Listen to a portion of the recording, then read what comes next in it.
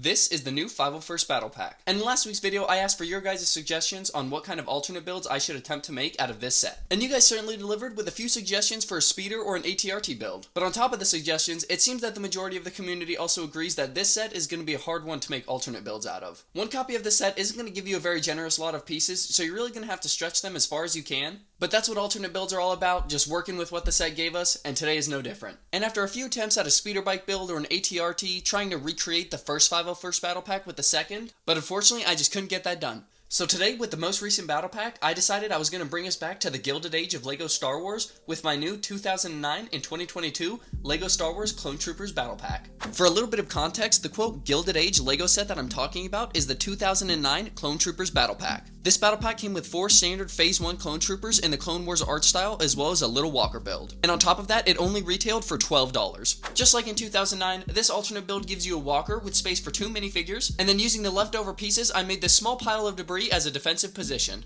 Let's go ahead and take a closer look at this alternate build, starting with the walker. What was originally an ATRT has now turned into this kind of walker from the 2009 Clone Troopers Battle Pack. I'm not sure if it's based on a real vehicle, so I don't have an actual name for it yet.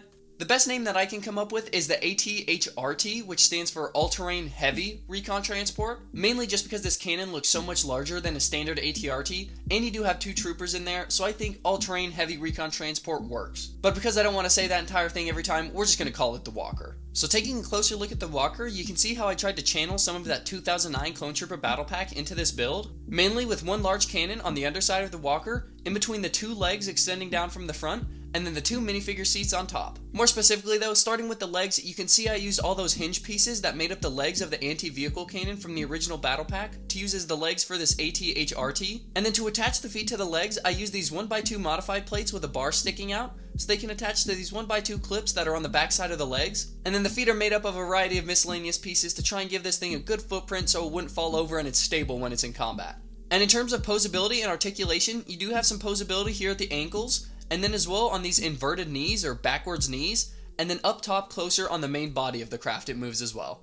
And because of those hinges and clips, it gives the set a decent amount of posability, so you can put it in quite a few different action poses. You can have it doing some longer strides like you see before you, or even in a slower little walking position where they're just cruising along and they're not quite chasing anything. And then you have the default standard idle pose waiting for the walker to be moved, but you do have a little bit of variety in terms of what you want that pose to be. So here you can see I have the legs as tall as they can be without just being perfectly straight up and down. Or if you wanted, you could bend the legs even more and then have the walker be a little bit closer to the ground and be a little bit stealthier. And moving on from the legs, going in between them, we have the cannon build. And while I do love how this cannon build looks, it's unfortunately the weakest part of this build. Like I said, I was severely limited on pieces, so the way that this cannon is attached is just with a single stud connection. So unfortunately in play and throughout filming this video, I've been trying to position the walker and I've grabbed it by the cannon and then that's happened. So the cannon unfortunately isn't the most secure connection, but as long as you put it in your head to adjust the walker by the main body rather than grabbing it by the cannon, you'll be okay. But reattaching the cannon on this anti-stud on the bottom, we can move on from that and then move on to the armor plating on the front of the walker. So on the front armor plating of this little walker, I made use of a lot of the large sloping pieces to use as my armor plating.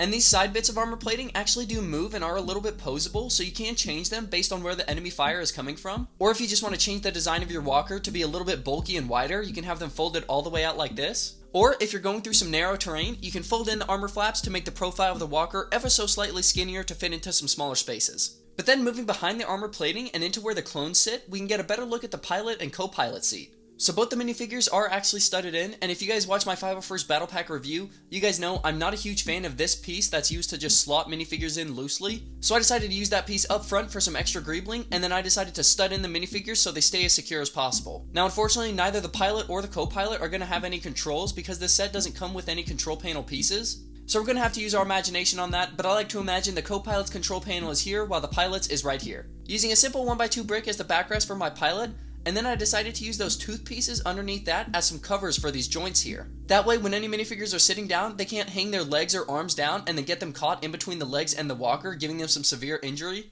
So these are there to act as guards and covers to make sure that never happens. And then for my co-pilot's backrest, it's made up of that bracket that allows you to put studs on the side with a simple 2x2 tile on top of that.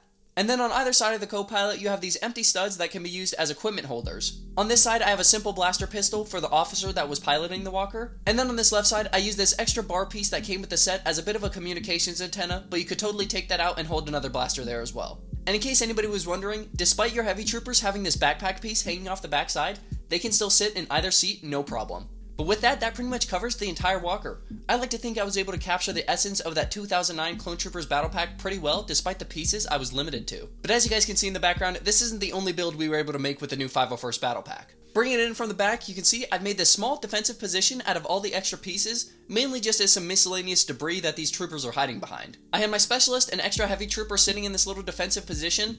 Like I said, it's just made up of the extra pieces. There's really no design or feature or functions that was made to this. I really just slapped together all the extra pieces to make something. And then in the end, after just hodgepodging all these things together, I decided it could be a bit of a defensive position. Since you still have that spring-loaded shooter, you do have some defensive capability, so it does look like this thing could fire if you really wanted it to. But really, completely honest, it is totally just extra pieces mashed together into debris.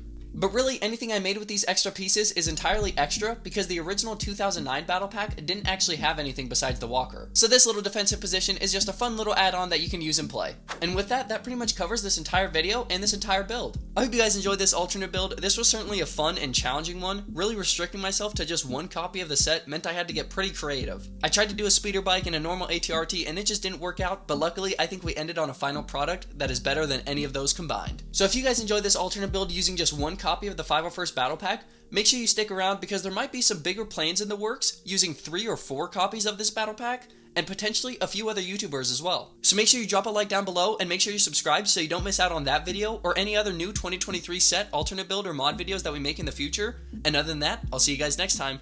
Peace, fellas.